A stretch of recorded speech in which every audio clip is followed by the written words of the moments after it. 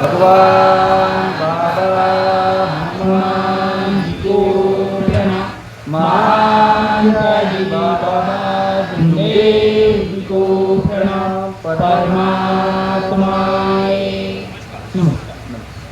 भगवत प्राप्तीकरिता निष्काम कर्मयोग साधण्याकरिता परमपूज्य परमात्मा एक सेवक मंडळ वर्धमान नगर नागपूरच्या वतीने बाबांच्या आदेशानुसार परमपूज्य परमात्मा एक सेवक परिवार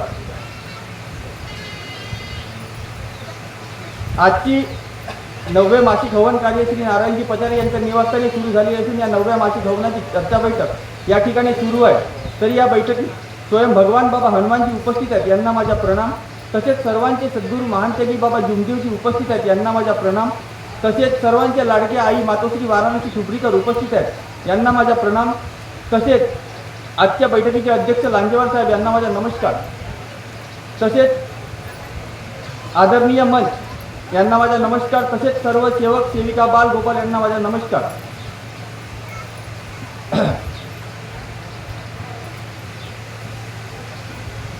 तर या ठिकाणी चर्चा बैठक सुरू आहे आणि चर्चा बैठक म्हणजे काहीतरी घेण्याची वेळ, शिक्षण घेण्याची वेळ। तर या ठिकाणी मी शिक्षण घेण्यासाठी आलो, परंतु मला काही जास्त बोलता येत नाही आणि स्टेजवर मी काही बोललो नाही। परंतु आता आमच्या मान्यवरांनी राजूजी पोहनकर साहेब यांनी मला 2 शब्द बोलण्याचा मौका दिला, तरी पण मी आपल्या तुटपुंजी आवाजात काहीतरी बोलण्याचा प्रयत्न करीत आहोत।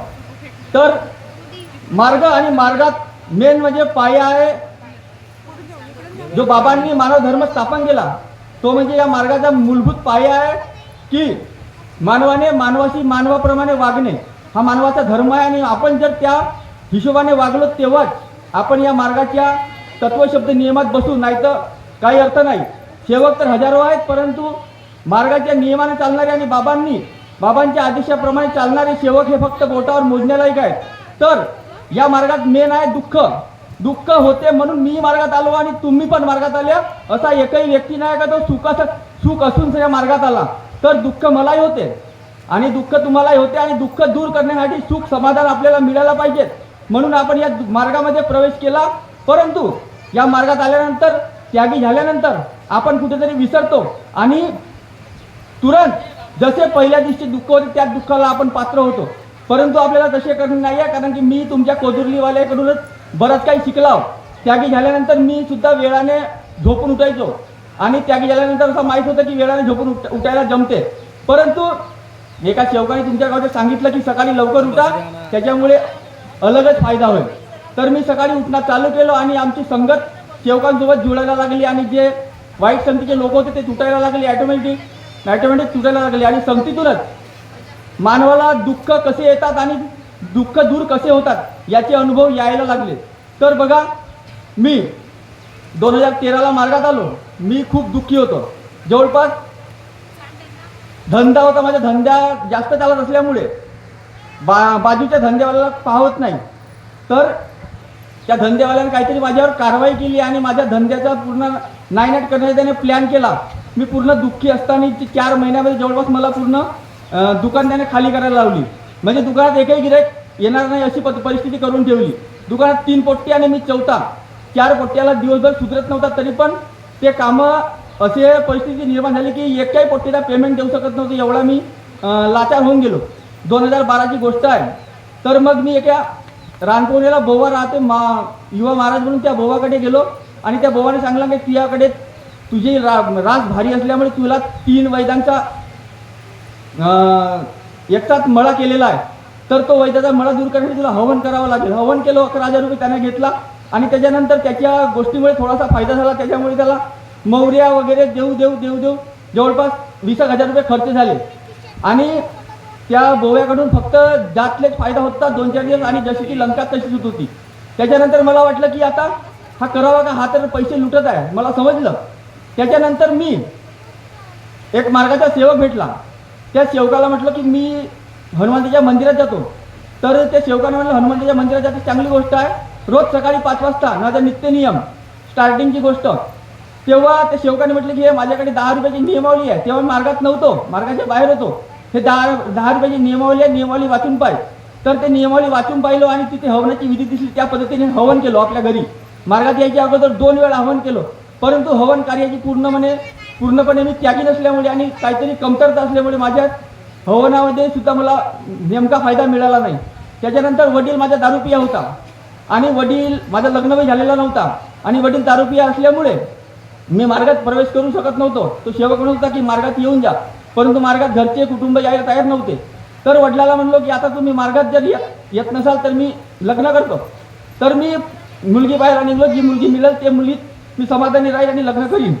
तर बघा, मी लग्न साक्षीकांत झाला माझ्या आणि माझा वडील एका अटीवर तयार झाला की म्हणे मी मार्गात येतो परंतु विनंती प्रार्थनेला बसणार नाही. कार्यकर्त्याला विचारलो तर कार्यकर्त्यांनी साहेबांनी म्हटलं की ठीक आहे, तुझा वडील नाही बसत तर ठीक आहे, परंतु दारू पाणी प्यायला जमणार नाही. तर हा वडील बहुत छान आहे, थोडसा माझा वडील पण चांगलाही आहे. तर तो घरी राहत तेव्हा दारू पित नव्हता आणि बाहेरगावी जाणून हप्त्याला जात होता आणि बाहेरगावी कोणाच्या पाहुण्याच्या घरी राहून तिने दारू पित होता, परंतु फरक मला पडत होता. तर असाच लग्न होतपर्यंत मी दिवस काढले. तेव्हाच माझ्या घरी 2 सेवक आले की तू म्हणे मार्गातून निघून जा, तू काही मार्गाच्या कुटुंबात काही पालन करू शकत नाही. त्याच्यानंतर मी मार्गदर्शक साहेबाकडे गेलो. साहेब म्हणला मला नवीन लग्न झालं, 3 महिन्याची मुदत द्या, मी प्रयत्न करतो अलग होण्याचा. जर मी आताच अलग होईन तर खूप वाईट वाटेल कुटुंबाला आणि गावातल्या लोकांना सुद्धा. तर 3 महिन्याची मुदत मागितली आणि 3 महिन्याच्या बरोबर पहिल्याच दिवशी मला अलग होण्याची वेळ आली. असा प्रसंग घडला घरी की मला अलग व्हावं लागलं. तर मी मार्गात यायच्या अगोदर सुद्धा 7 महिने त्या हनुमंताच्या मंदिरात गेलो आणि तिथूनच काहीतरी मला समाधान वाटलं आणि ह्या मार्गाची रूपरेषा मला मिळाली. आणि तेव्हा कुठे मला 7 महिन्याबाद या मार्गाचा काहीतरी तो म्हणतात ना मिठा रस टाकायला मिळाला, परंतु मार्गात आल्यानंतर सुद्धा समाधान नाही. 1 वर्ष माझा डोकसा 15-15 दिवसाने जवळपास अवस्था आणि पौर्णिमा आली की भनभन करायचा. मी जवळपास वाईच्या जलाशय आहे तिथे एक शंकराचं मंदिर आहे जंगलामध्ये, त्या जंगलामध्ये काही डसला पाहिजे आणि मी मेलो पाहिजे अशी माझी भावना. त्या जंगलामध्ये जाऊन मी झोपायचो 2-2, 3-3 तास. दुकाने पोट्याच्या भरोशात देत होतो. तर बघा, तिथून हळूहळू मला मार्गाचे नियम कळायला लागले आणि त्याच्यानंतर मी मार्गाचे नियम समजू लागलो आणि दुःख दूर कसे करायचे याचा छळा लावण्याचा विचार केला. सन्माननीय कुशलजी सोते साहेब मार्गदर्शक कारमोदी यांनी आपले मंत्रकारी स्थान निरंतर असून त्यांना विनंती करतो.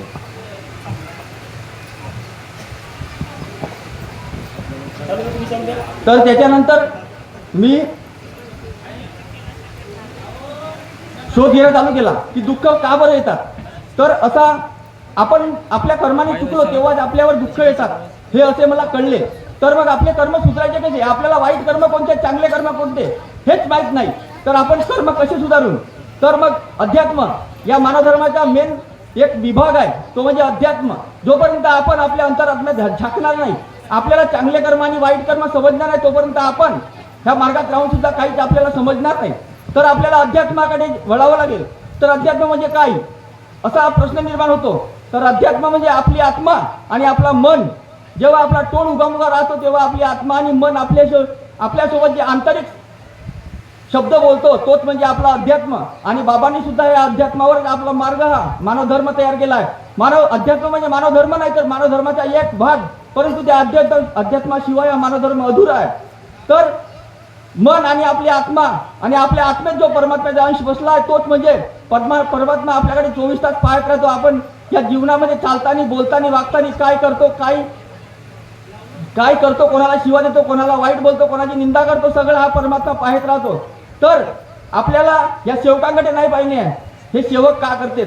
आपल्याला पाहिजे की आपल्या घरी दुःख आले नाही पाहिजेत, आपल्याला सुख आणि समाधान मिळाले पाहिजे. तर सुख आणि समाधान हे दोनही वेगवेगळ्या बाजू आहेत. सुख हा पैशाने मिळू शकतो, आपल्या शरीराचा सुख हा कशाने मिळू शकतो, परंतु जो समाधान आहे तो म्हणजे परमात्म्याच्या आत्मेला मिळाला हा असा समाधान आपल्याला ह्या शारीरिक सुखातून मिळणार नाही. तर पैशाने आपण सुख विकत घेऊ शकतो, परंतु समाधान हा आत्मेला मिळणारा एकमेव साधन आहे.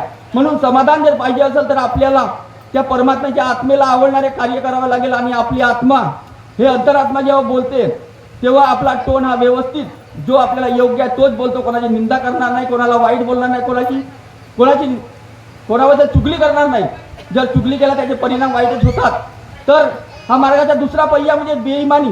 आपल्या जर सगळ्यात मोठा वाईट कर्म असेल या मानव धर्मात आल्यानंतर जर आपण सेवक जर सुधारणार सगळ्यात मोठा वाईट कर्म असेल तो आहे बेईमानी. जर आपल्याला बेईमानी समजली तर आपण वाईट कर्मच का कोणत्याच अशा वाईट दिशेला जाणार नाही. आणि त्याच्यासाठी मेन आहे संगत. जर जोपर्यंत आपल्याला चांगल्या व्यक्तींची संगत लाभणार नाही तोपर्यंत आपल्याला काहीच कळणार नाही. आणि मानव धर्मात जर आपल्याला टिकायचं आहे, बाबांनी सांगितलं आहे की बोटावर मोजण्याला एक सेवक होतील. तर आपल्याला बोटावर जर सेवक राहायचं आहे तर आपल्याला ह्या गोष्टीची जाणीव आपल्याला ठेवणे आवश्यक आहे.